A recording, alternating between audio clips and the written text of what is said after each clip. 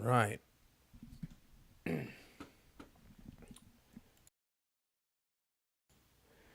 Okay. So I'm streaming, hopefully.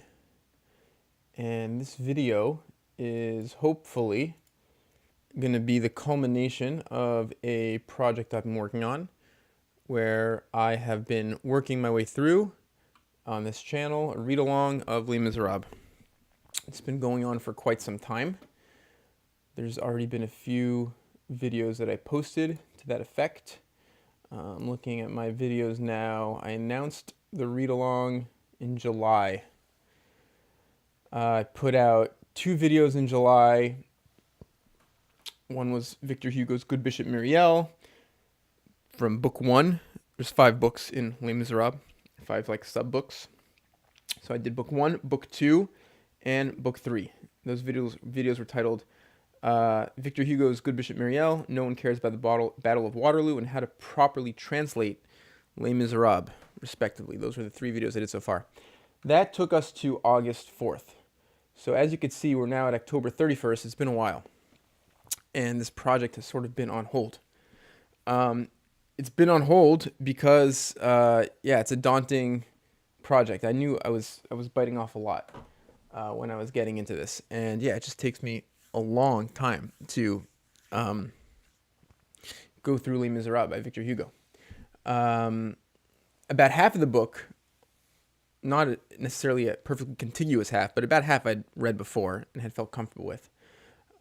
So some parts went fast and some parts go slow. But here we are. I'm trying to wrap up this read along, doing a final video where I want to talk about what I think is the centerpiece, the climax, the main element of Victor Hugo's Les Miserables, which is the June Rebellion of 1832. Let me pull that up on Wikipedia. June Rebellion of 1832. What's this? Okay.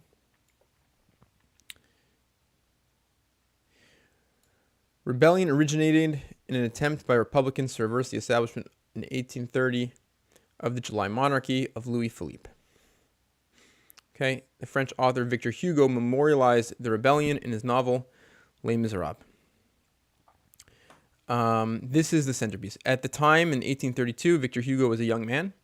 He was living in Paris at the time, I guess, in France. Yeah, in Paris. And he witnessed the rebellion firsthand. He saw the bullets whizzing, and needless to say, it left a big impact on the young Victor Hugo. Later in life, Victor Hugo would go into exile for his criticism of the monarchy, and he would write Les Miserables in exile. And this is sort of him revisiting that part of his life. This is him revisiting that experience. And so that's what we're going to do. I'm sort of trying to organize my windows a little bit here to make sure I have everything I need. And let's talk about the presentation, the way Victor Hugo explores this rebellion, this what he calls at times the Civil War, the Civil War in France. It was a failed rebellion. The rebellion was small. It didn't result in the kind of mass uprising of like the French Revolution. It was easily put down by the National Guard, by the monarchy. And so Victor Hugo was like the poet of this failed rebellion. And that's largely what Les Miserables is all about. So one of the things that was most interesting to me,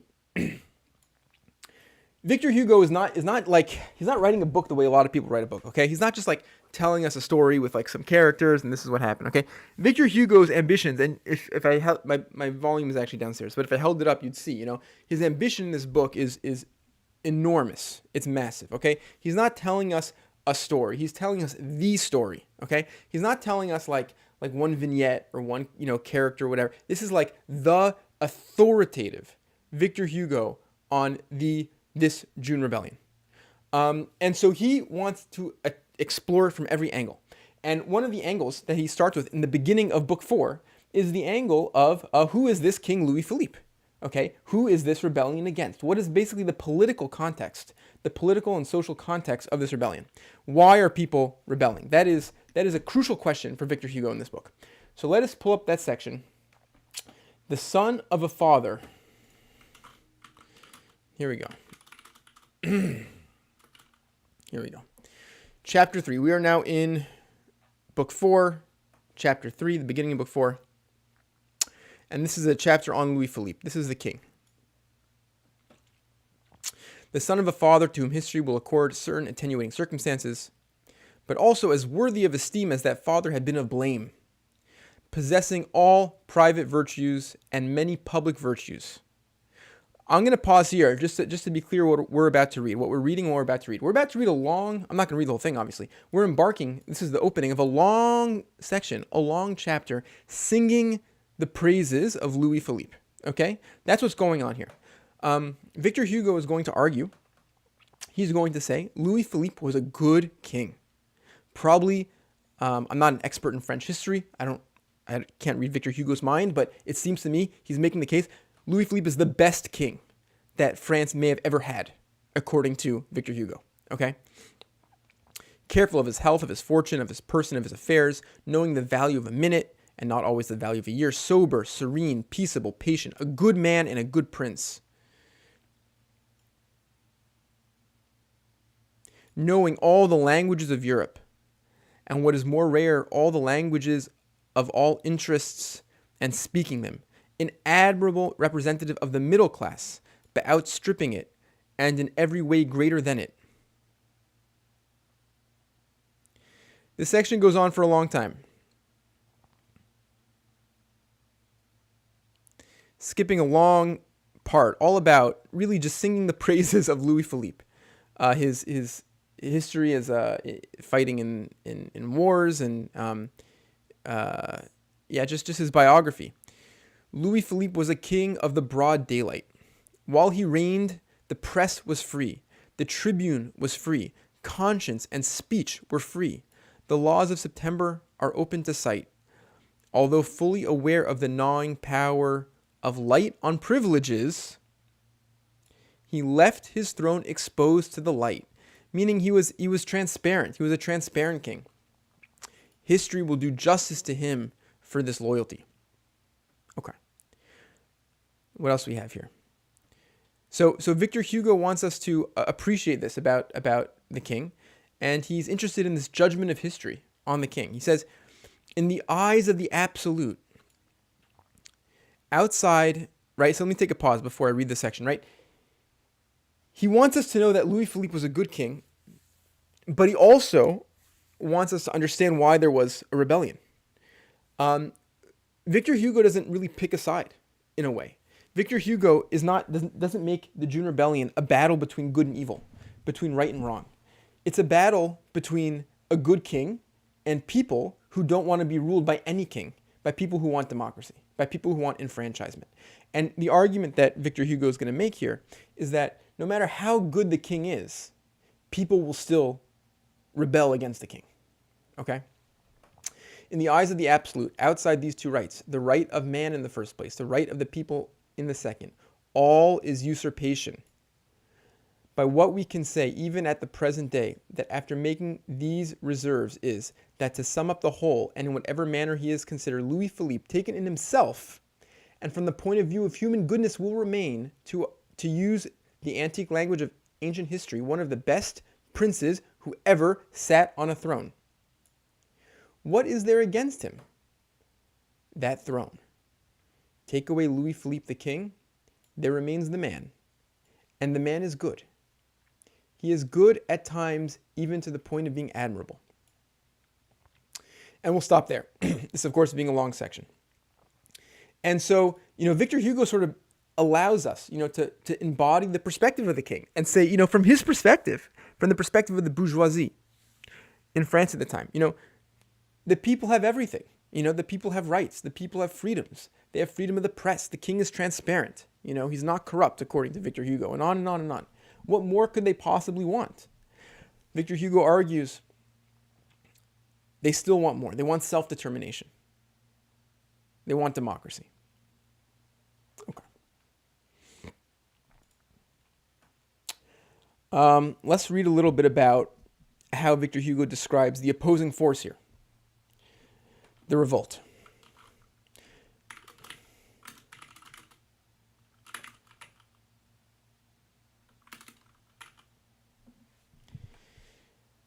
Book the 10th, the 5th of June, 1832. He's now describing the June Revolution of 1832.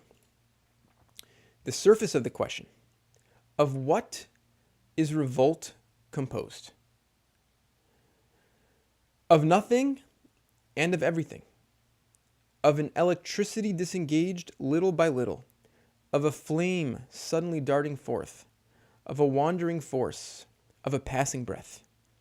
This breath encounters heads which speak, brains which dream, souls which suffer, passions which burn, wretchedness which howls and bears them away.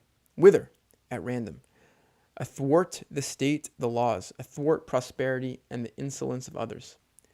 Irritated convictions, embittered enthusiasms, agitated indignations, instincts of war which have been repressed. Okay, again, this is a list. This is an inventory. This is Victor Hugo's inventory of revolution. What is rebellion, revolution? What is it composed of? What is this uprising in the body of France that's happening, that he's describing? So he says, irritated convictions, embittered enthusiasms, agitated indignations, instincts of war which have been repressed, youthful courage which has been exalted, generous blindness, curiosity, the taste for change, the thirst for the unexpected, the sentiment which causes one to take pleasure in reading the posters for the new play, and love, the prompter's whistle at the theater, the vague hatreds, rancors, disappointments, every vanity which thinks that destiny has bankrupted it, discomfort, empty dreams, ambitions that are hedged about, whoever hopes for a downfall, some outcome. In short, at the very bottom, the rabble, that mud which catches fire. Such a powerful, beautiful image. And I've mentioned in a previous video, when the video was had it properly translate Les Miserables, the theme, the motif of mud and muck and mire is something which is throughout the book, because that's what the revolution is ultimately about. It's the mud which catches fire. Such are the elements of revolt. That which is grandest and that which is basest. The beings who prowl outside of all bounds, awaiting an occasion, bohemians, vagrants, vagabonds of the crossroads, those who sleep at night in a desert of houses with no other roof than the cold clouds of heaven, those who each day demand their bread from chance and not from toil, the unknown of poverty and nothingness, the bare-armed, the bare-footed belong to revolt. Whoever cherishes in his soul a secret revolt against any deed whatever on the part of the state, of life or of fate, is ripe for a riot. And as soon as it makes its appearance, he begins to quiver and to feel himself borne away with the whirlwind. Revolt is a sort of waterspout in the social atmosphere, right? A waterspout, of course, is a tornado over water. So it's like a tornado, which forms suddenly in certain conditions of temperature, in which, as it eddies about, mounts, descends, thunders, tears, raises with a Z, crushes, demolishes, uproots, bearing with it great natures and small, the strong man and the feeble mind, the tree trunk and the stalk of straw. Woe to him who it bears away, as well as to him whom it strikes. It breaks the one against the other. It communicates to those whom it seizes an indescribable and extraordinary power. It fills the first comer with the force of events. It converts everything into projectiles. It makes a cannonball of a rough stone and a general of a porter. If we are to believe certain oracles of crafty political views, right? This part is key. I love this section. Again, before I read it, I just want to highlight the way in which Victor Hugo is telling the whole story. He's interested in every angle, the whole political angle. And from his perspective, to rebel is so human. To rebel is so natural. People want self-determination. And from the perspective of power, no matter how good power is, and to him, it's not a battle between good and evil. It's this fitful, messy, bloody, horrible, horrific convulsion in the direction of utopia. Is how sort of he describes it. Direction, this broad direction of progress. But this is a key section, right? If we are to believe certain oracles of crafty political views, a little revolt is desirable from the point of view of power. System. Revolt strengthens those governments which it does not overthrow. It puts the army to the test. It consecrates the bourgeoisie. It draws out the muscles of the police. It demonstrates the force of the social framework. It is an exercise in gymnastics. It is almost hygiene. Power is in better health after a revolt, as a man is after a good rubbing down. End quote. And now let's talk a little bit about the morality, the implications, the existential and moral implications of this war.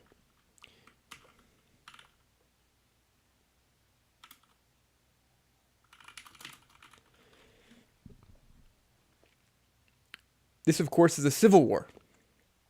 Frenchmen against Frenchmen. Civil war, what does that mean? Is there a foreign war? Is not all war between men? War between brothers? War is qualified only by its object. There is no such thing as foreign or civil war. There is only just and unjust war. Until that day when the grand human agreement is concluded.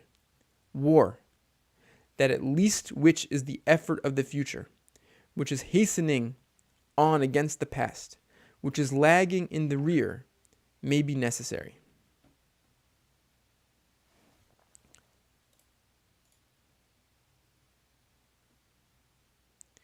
What have we to reproach that war with?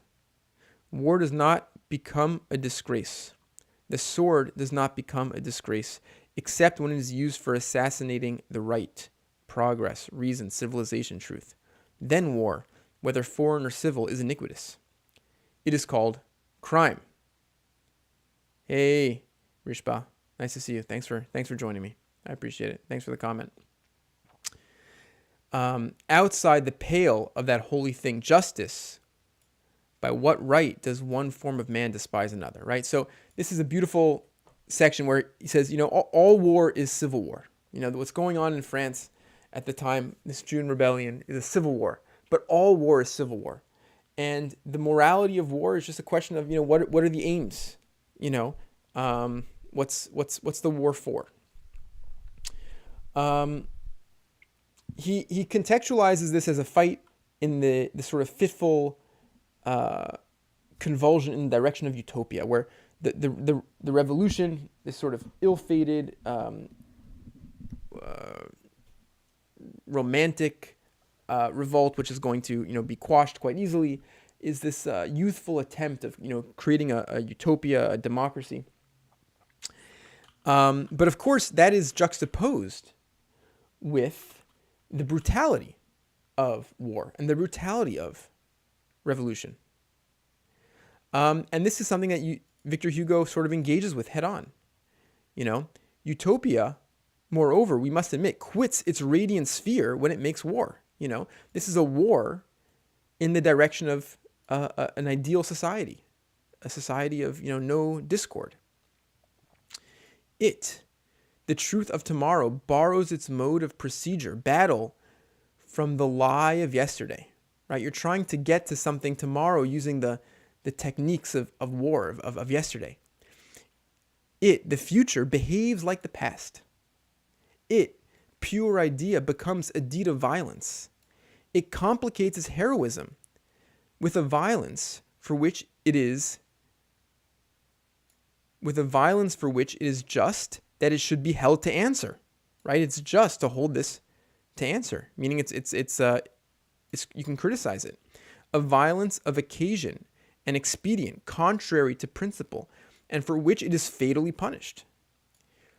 The utopia, insurrection, fights with the old military code in its fists. It shoots spies. It executes traitors. It suppresses living beings and flings them into unknown darkness. It makes use of death a serious matter. It seems as though utopia had no longer any faith in radiance, its irresistible and incorruptible force. It strikes with the sword. We get one of these beautiful Victor Hugo images, which are so memorable and so beautiful. It strikes with the sword. Now, no sword is simple. Every blade has two edges. He who wounds with the one is wounded with the other. And this is sort of, again, this is Victor Hugo's God's eye view of the revolution, where it's not about good and evil. It's barbarity, but it's human barbarity. It's it's awful, but it's awful in a deeply human way. It's humans being humans in all the awfulness that implies. And the sword of the revolution is a blade with two edges. It wounds with one. He who wounds with the one is wounded by the other. Um, yeah, I don't nothing really to add to that. Let's talk about the Barricade. Victor Hugo is a lover of architecture. You know, he tells his stories from a God's eye view. He's like an omniscient narrator. And he loves to describe his scenes from a God's eye view. And again, this juxtaposition, we read earlier this passage on what is the revolution about. For him, the barricade is the symbol of this revolution. It's this collection of all the garbage thrown into the streets, creating this fortress from which the revolutionaries will fight against the government. So he has a section here of what was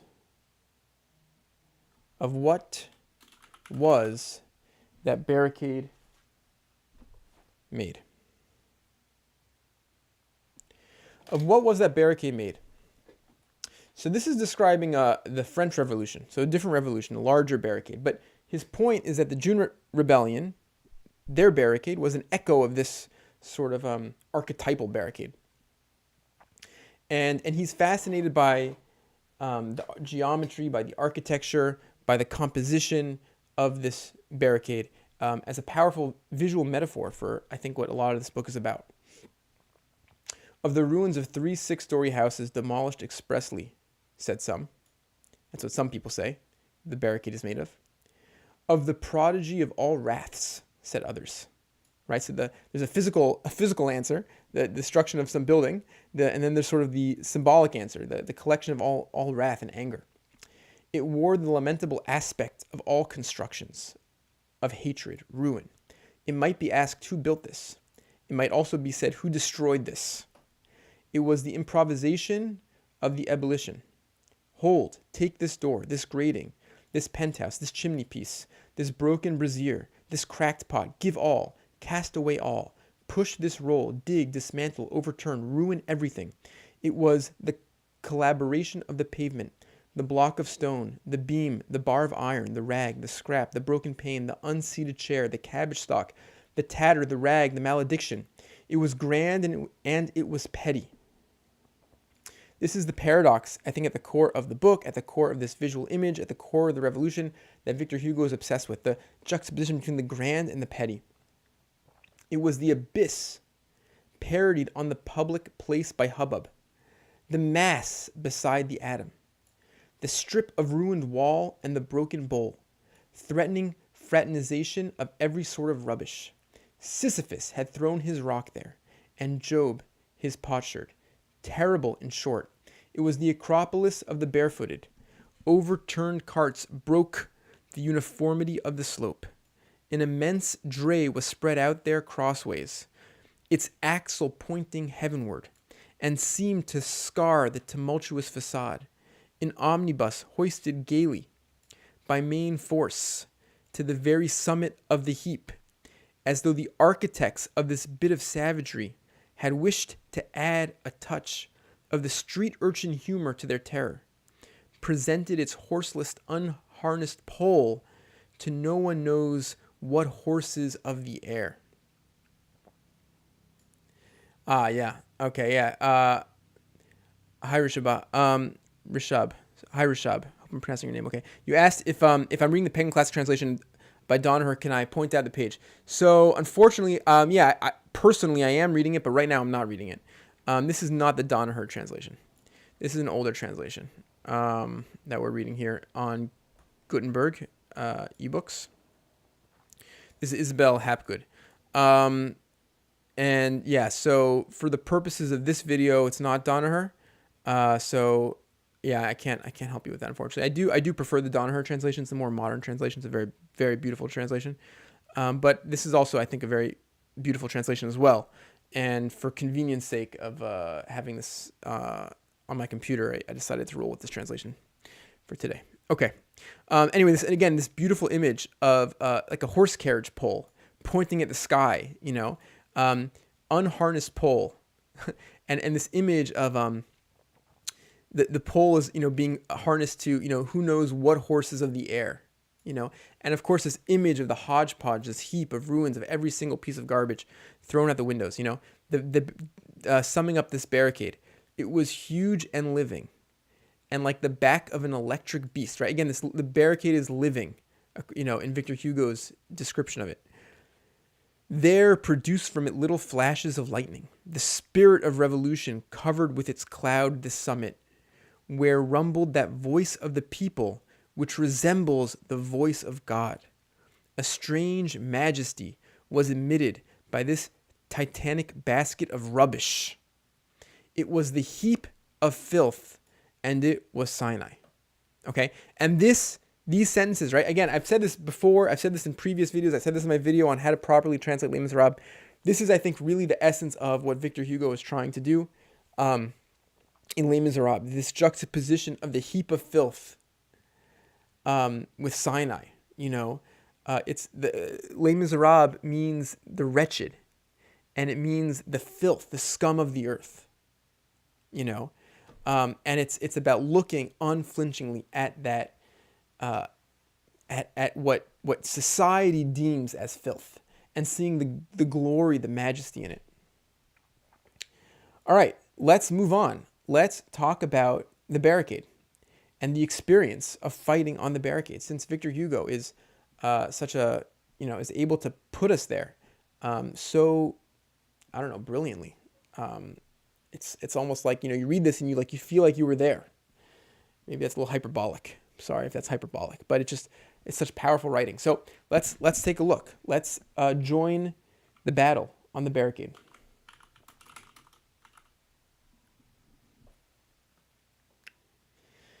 There's the inside and the outside. On the outside, there's the battering of the barricade now. The battle is going on. The National Guard, the armies are fighting. And there's the inside of the barricade, which is sort of like indoors. The barricade is put up on storefronts in places, so they're indoors. One thing which must be noted is that the fire which was battering the barricade hardly disturbed the interior. Those who have never traversed the whirlwind of this sort of war can form no idea of the singular moments of tranquility mingled with these convulsions. Men go and come, they talk, they jest, they lounge. Someone who we know heard a combatant say to him in the midst of the grape shot, "We are here as at a bachelor breakfast." The redoubt of the Rue de la Chanvrerie, we repeat, seemed very calm within. All mutations and all phrases had been or were about to be exhausted. The position from critical had become menacing, and from menacing was probably about to become desperate. In proportion as the situation grew gloomy, the glow of heroism empurpled the barricade more and more. There's another section here, which I just think is so beautiful.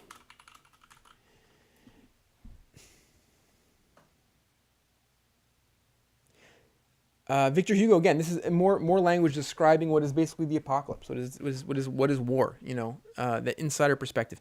We must insist upon one psychological fact peculiar to barricades. Nothing which is characteristic of that surprising war of the streets should be omitted.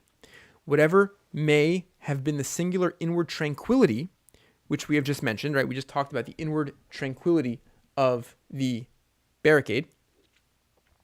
For those who are inside it, the barricade, for those who are inside it, remains nonetheless a vision.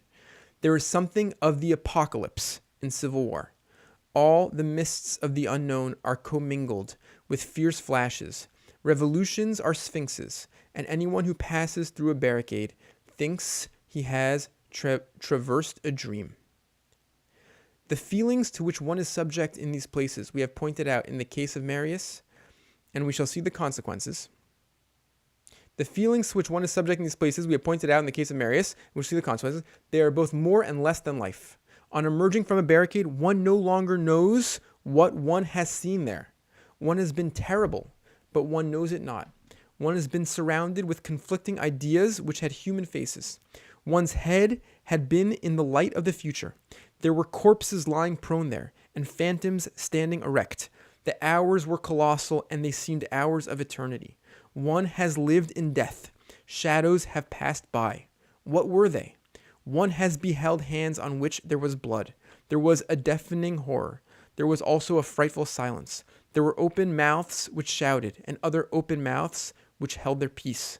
One was in the midst of smoke, of night perhaps. One fancied that one had touched the sinister ooze of unknown depths. One stares at something red on one's fingernails. One no longer remembers anything. And yeah, where do you find a more beautiful description of the fog and the whirlwind of combat? I mean, this is just such powerful writing. And when I read it, I just feel so transported. I mean, again, maybe that's hyperbolic. Maybe I shouldn't say that because I'm obviously not transported. But just mentally, it's just such incredible, powerful writing about the chaos and the horror and the tumult of this violence and war. Yes, it's the imagery of common folk and the analogy with earthly waste that makes Hugo so unflinching and compelling. Yes, thank you. Yeah, I totally agree with that. Totally. Yes, indeed. The Barricade falls, right? The Barricade falls. Our revolutionaries that we follow in Horas, I'm not sure how to pronounce his name, unfortunately. In Horas, is one of the leaders along with Marius, and they end up dying. And the final, some of the final attack is more of this powerful imagery that I want to share because I find it so compelling. Again, all at once the drum beat the charge. The attack was a hurricane. On the evening before, in the darkness, the barricade had been approached silently as by a boa. Now in broad daylight, in that widening street, surprise was decidedly impossible. Rude force had moreover been unmasked. The cannon had begun the roar. The army hurled itself on the barricade. Fury now became skill. A powerful detachment of infantry of the line, broken at regular intervals by National Guard and Municipal Guard on foot, and supported by serried masses, which could be heard though not seen, debauched into the street at a run, with drums beating, trumpets braying, bayonets leveled, the sappers at their head, and imperturbable under the projectiles, charged straight for the barricade with the weight of a brazen beam against a wall. The wall held firm. The insurgents fired impetuously. The barricade, once scaled, had a mane of lightning flashes. The assault was so furious that for one moment it was inundated with assailants, but it shook off the soldiers as the lion shakes off the dogs, and it was only covered with besiegers as the cliff is covered with foam, to reappear a moment later, beetling, black, and formidable. The column, forced to retreat, remained massed in the street, unprotected but terrible, and replied to the redoubt with a terrible discharge of musketry. Anyone who had seen fireworks will recall the sheaf formed of interlacing lightnings, which is called a bouquet. Let the reader picture to himself this bouquet, no longer vertical but horizontal, bearing a bullet, buckshot, or Biscayan at the tip of each one of its jets of flame, and picking off dead men, one after another, from its clusters of lightning. The barricade was underneath it. On both sides the resolution was equal. The bravery exhibited there was almost barbarous, and was complicated with a sort of heroic ferocity which began by the sacrifice of self. The barricade had Enjolras at one of its extremities and Marius at the other.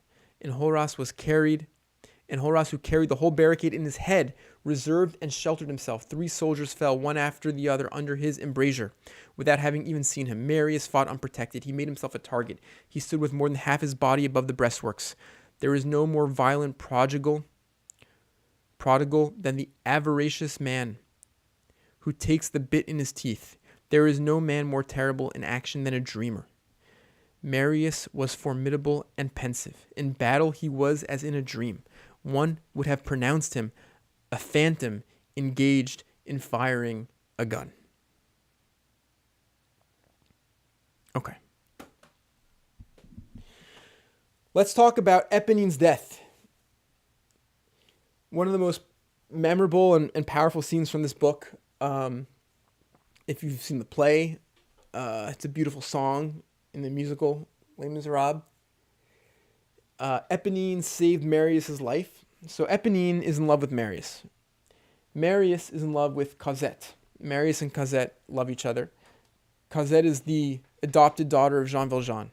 Jean Valjean and Cosette are leaving Marius. And so Marius goes to the barricade to basically commit suicide. He sees there's nothing for him to live for since his love is leaving him. So he goes to the barricade to die. Eponine loves Marius, and she saves his life at the barricade. At one moment, Marius sees a gun pointed at him, and her hand comes and blocks the shot. And we get this amazing description of Eponine's death, which is such a powerful scene.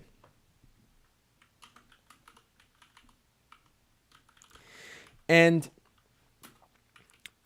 what I think it captures is a theme which comes up in the book really beautifully.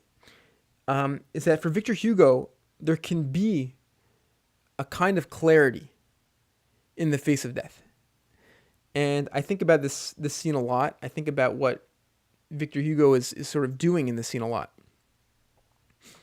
I'm not going to read the whole scene, but just maybe pick out certain lines. So, Marius is withdrawing from the barricade, or from part of an inspection. He hears his name, Monsieur Marius. He started, for he recognized the voice, which had called to him 2 hours before, through the gate in the Rue Plumet. Only the voice now seemed to be nothing more than a breath. He looked about him but saw no one. Marius thought he'd been mistaken, that it was an illusion added by his mind to the extraordinary realities which were clashing around him. He advanced a step in order to quit the distant recess where the barricade lay. Monsieur Marius, repeated the voice. This time he could not doubt that he had heard it distinctly. He looked and saw nothing. At your feet, said the voice. He bent down and saw in the darkness a form which had dragged itself toward him. It was crawling along the pavement. It was this that had spoken to him. And so he recognizes Eponine, and he bends down. She's dressed in men's clothes. She says she's dying. And his heart is broken for her. He wants to help her. He sees it's his hand. She says she raised her hand to Marius, and in the middle of that hand, Marius saw a black hole. What is the matter with your hand? So she says it's pierced with a bullet. When I stopped the guy from shooting you. He says, we're going to dress your wounds. No one dies of a pierced hand. She murmured, the bullet traversed my hand, but it came out through my back. It is useless to remove me from this spot. I will tell you now. I will tell you how you can care for me better than any surgeon. Sit down near me on this stone. She says, oh, how good this is. How comfortable this is. There, I no longer suffer. And she tells a story to Marius about, sort of the shenanigans, the role she played in her relationship, Marius' relationship with Cosette, trying to get Jean Valjean and Cosette to leave so that, Marius couldn't be with them. And we're not going to read this whole scene, but what strikes me about this scene, and the reason I find this, very powerful, what's the title of this section? The agony of death after the agony of life. Victor Hugo presents the scene, and I think it's well captured in the play. If you've seen the play, she finds peace in these final moments. Eponine is cursed, so to speak. She's tortured her whole life. She's tortured because she's in love with Marius, and she suffers. And in these final moments, she finds peace. As death is bearing down on her, and she gets her opportunity to be held by Marius, and Marius, she says, when I die, kiss me. And yeah, the sort of redemption in death, what do I want to add about this? I'm now going to, insert sort of my own philosophy here. Okay, this is not Victor Hugo talking. This is me talking. I think that in life we carry the weight, the burden of a story.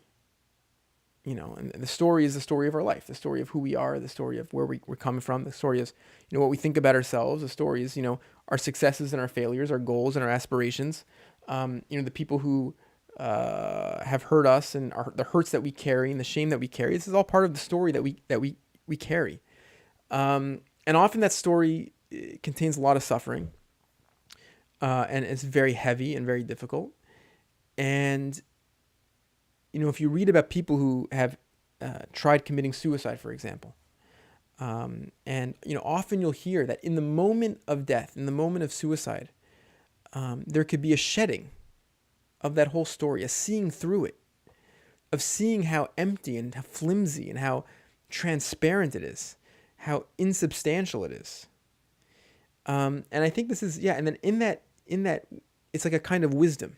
It's like a wisdom in being able to see through that baggage that we carry as just being totally insubstantial, and being able to rest in a certain level of presence, immediate experience.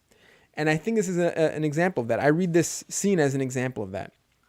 Eponine suffers from this hurt that she carries, from her sense of rejection, and in death, she's really able to see through all that, and she experiences this kind of redemption.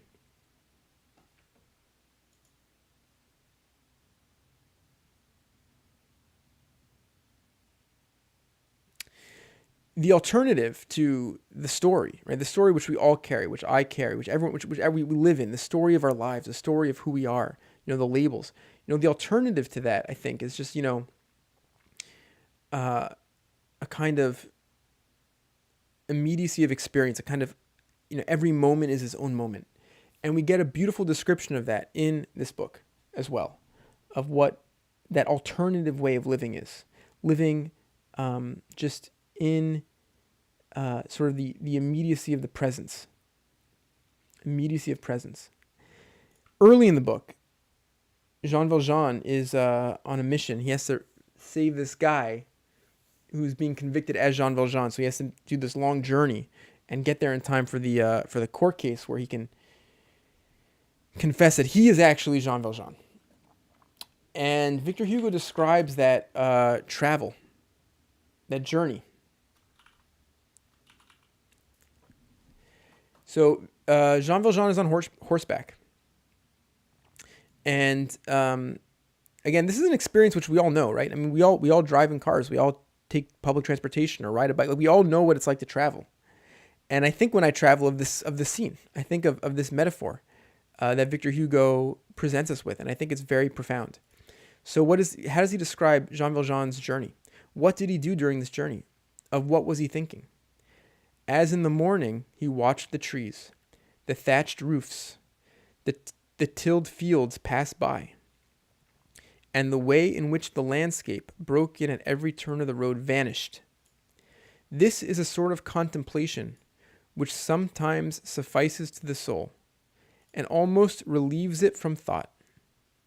What is more melancholy and more profound than to see 1,000 objects for the first and the last time? To travel is to be born and to die at every instant. Perhaps in the vaguest region of his mind, he did make comparisons between that shifting horizon and our human existence. All the things of life are perpetually fleeing before us. The dark and bright intervals are intermingled. After a dazzling moment, an eclipse, we look, we hasten, we stretch out our hands to grasp what is passing. Each event is a turn in the road, and all at once we are old. We feel a shock. All is black. We distinguish an obscure door. The gloomy horse of life, which has been drawing us halts, and we see a veiled and unknown person unharnessing amid the shadows. Such a beautiful, beautiful metaphor. One of these amazing Victor Hugo visual metaphors. But what I see in here is this clarity in death, this clarity in seeing through the the story and seeing through that baggage of the story, and this redemption and living and dying in every moment. And I think that this sort of mystical bend, this spiritual mystical bend of Victor Hugo, is part of what makes this book so unique and so magical and so beautiful.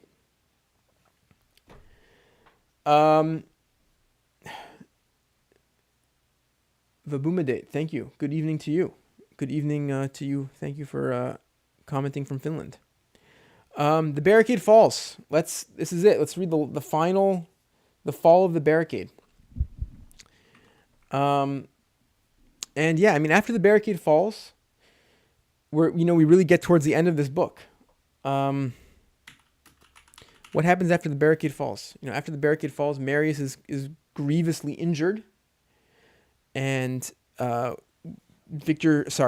Valjean intercepted the letter that Marius had sent to Cosette, telling her that by the time she reads the letter, he's going to be dead, since he's no longer able to go with her. And Jean Valjean comes to the Barricade to rescue Marius. And he's a pacifist, so he won't kill anyone, but he's able to make himself useful, and he's able to survive, and he's able to escape the fall of the Barricade with Marius into the sewers. And then we get the classic, the memorable, the legendary section in the book about the sewer system of Paris, as Jean Valjean drags him through the sewers. And then that's pretty much it. I mean, then, the book concludes with Marius and Cosette being reunited, Marius not knowing how he survived, and they start a life for themselves, they get married. And then as, Jean Valjean's finally at his deathbed, Marius cracks the riddle, and he figures out what happened to him. And that's the book. But the key climax, I mean, the peak of this, narrative journey is the fall of the Barricade. And I just want to read these final two paragraphs. I don't know how much we should or shouldn't read, but this is it. This is where the Barricade falls, and the language here again is I love to read it because I just find it so beautiful and so powerful. Such good writing. So Hugo writes, we relate these gloomy incidents of carnage as they occurred. The besieged man, alas, converts everything into a weapon. Greek fire did not disgrace Archimedes. Boiling pitch did not disgrace Bayard, right? So these are examples of people using anything for a weapon in their time of desperation.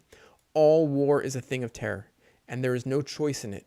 The musketry of the besiegers, though confined and embarrassed by being directed from below upwards, was deadly.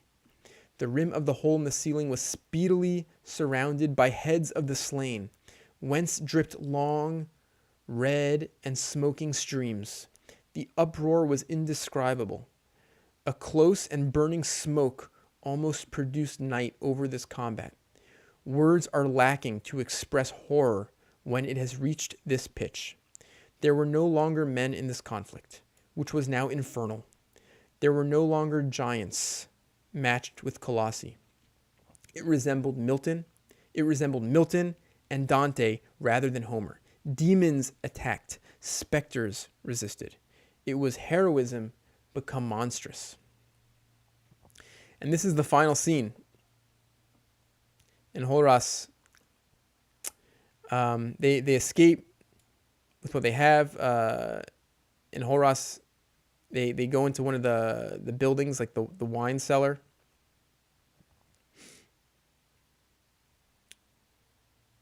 Let's see here.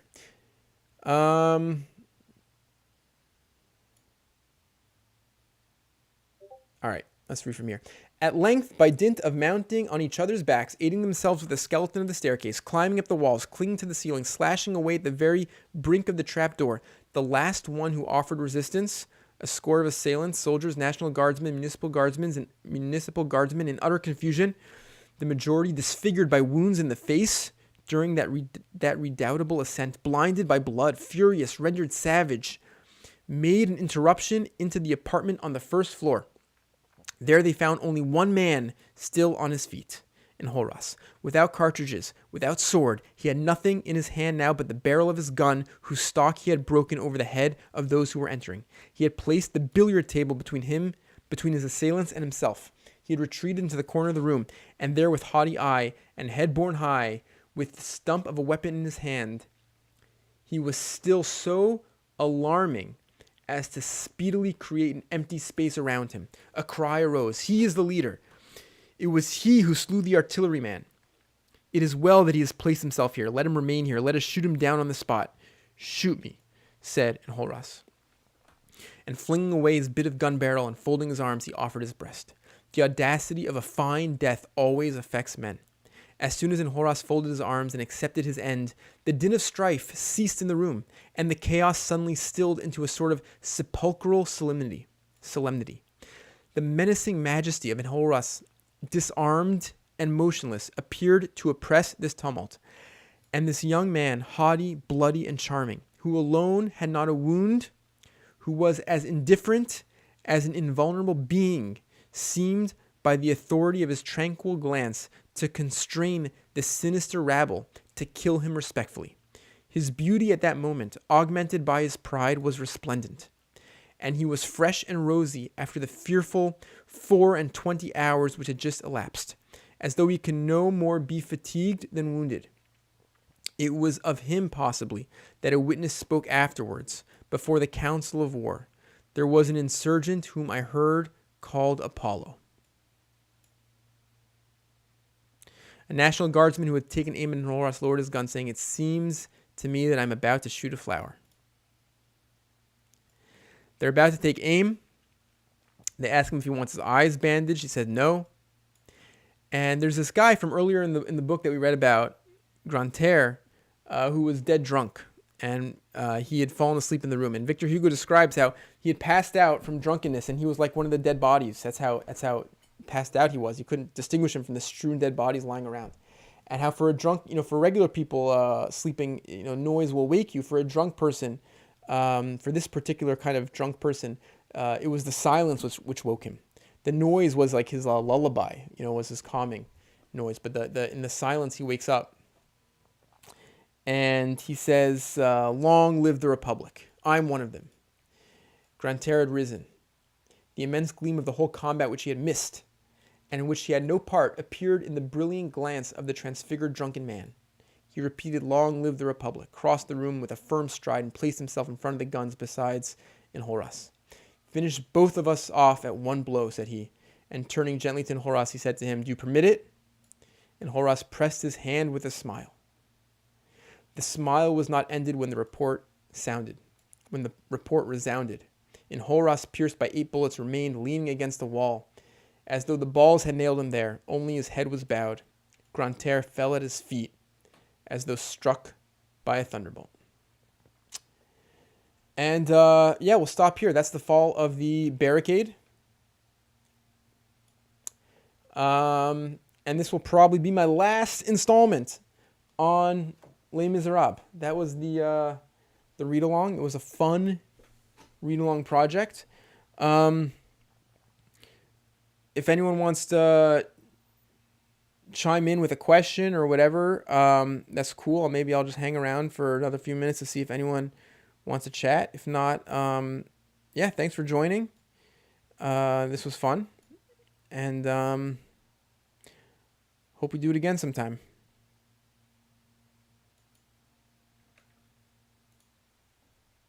All right.